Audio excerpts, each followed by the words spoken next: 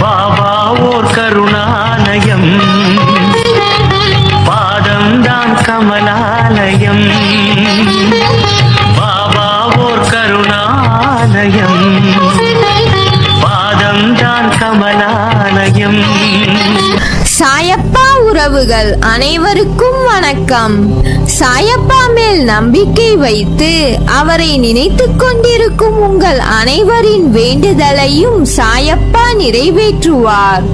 நல்லதையே நினைப்போம், நல்லதே நடக்கும். என்றும் சாயப்பாவின் அருள் உங்களுக்கு இருக்கும். நம் மனதிற்கு இதமான சாயப்பாவின் இன்றைய அருள்மொழியை கேட்போமா? அன்பு குழந்தையே, எது உன்னை நிதானத்தில் இருந்து தடுமாற செய்கிறதோ, எது உன்னை நிலை தடுமாறி போக வைத்ததோ, எதையும் பகிர்ந்து கொள்ள முடியாமல் எது உன்னை தடுக்க நினைத்ததோ, இதுவரை நீ அனுபவித்து வந்த கசப்பான அனுபவங்கள் மறையப் போகிறது. நீ எதிர்பார்த்து கொண்டிருப்பது உன்னை தேடி வரப்போகிறது. உனது பாரங்கள் அத்தனையும் விலகப் போகிறது. நீ கண்ட கனவு பலிக்கும். நான் உன்னுடன் இருக்கும் போது கடுகளவு கூட பயப்படாமல் இரு. நான் இருக்கிறேன், நம்பிக்கையோடு இரு. வாழ்க்கையில் ஜெயித்திட முயற்சிகளும் உழைப்புகளும் மிக அவசியம்.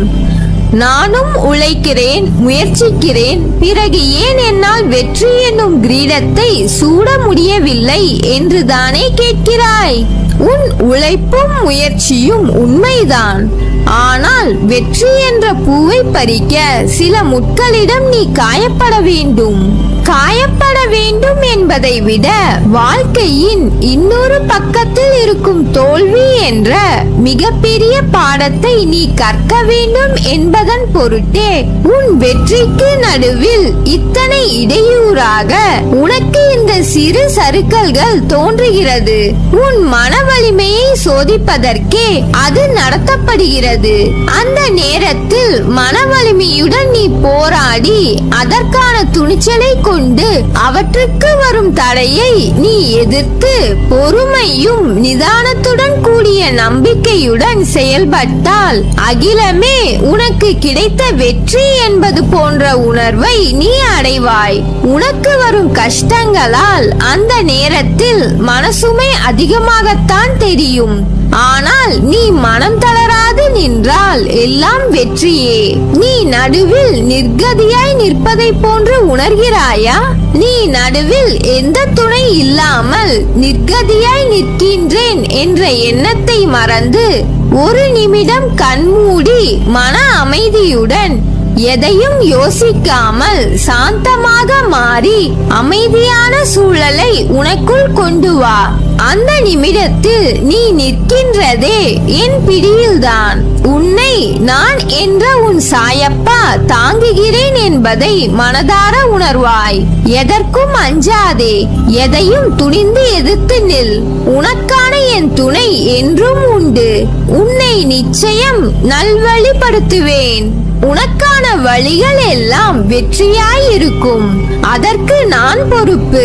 என் பரிபூர்ண அருளும் ஆசீர்வாதங்களும் அன்பும் எப்போதும் உனக்கு அருள்வேன். நீ மகிழ்ச்சியுடன் கூடிய வாழ்க்கையை வாழ்வாய். உன் துன்பங்கள் அனைத்தும் உன்னை விட்டு அகலும்.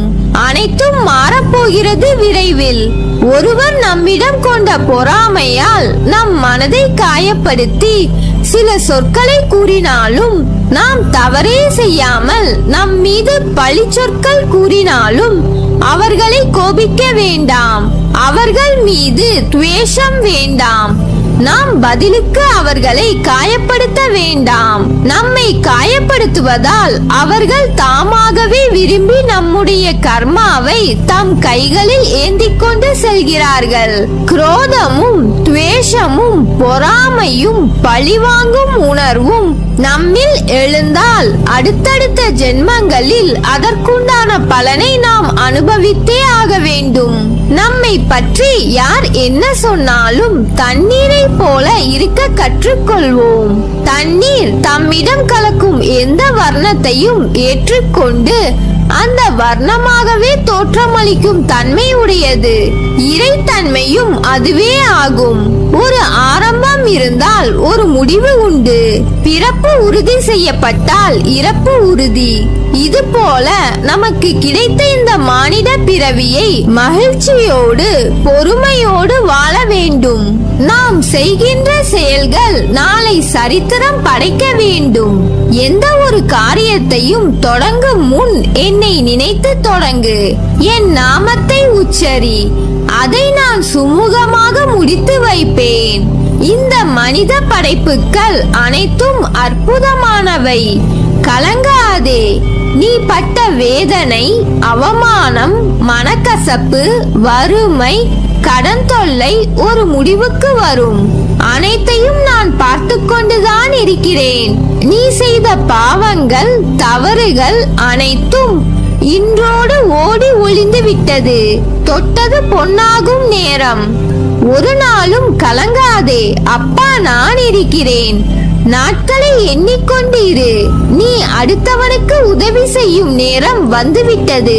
பிரிந்து சென்றவர் கூடும் நேரம்.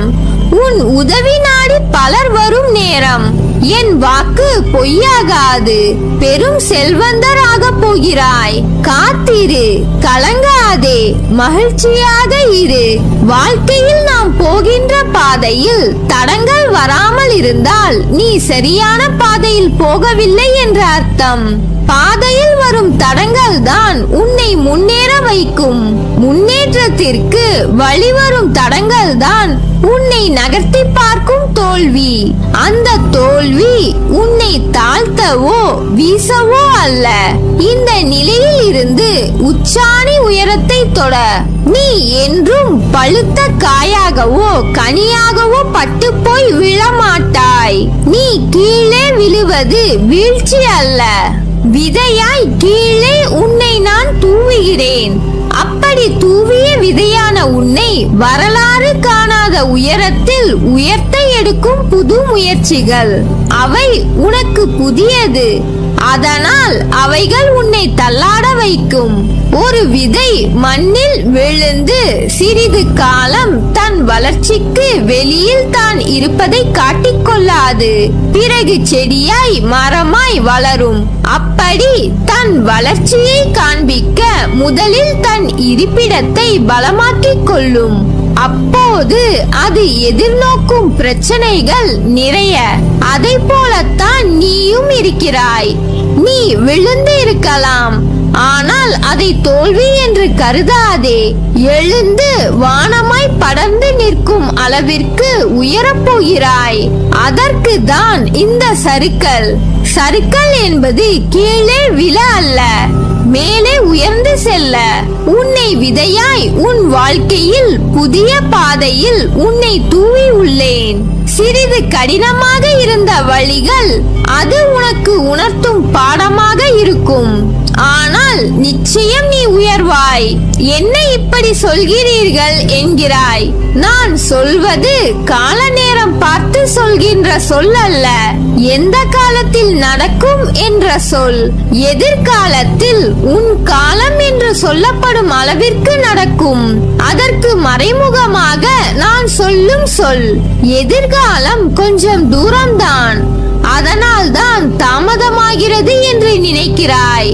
ஆனால் அது தாமதம் இல்லை. உன்னை நீ தயாராக்கிக் கொள்ளும் காலம் இது. வெற்றிக்கான காலம் வந்துவிட்டது.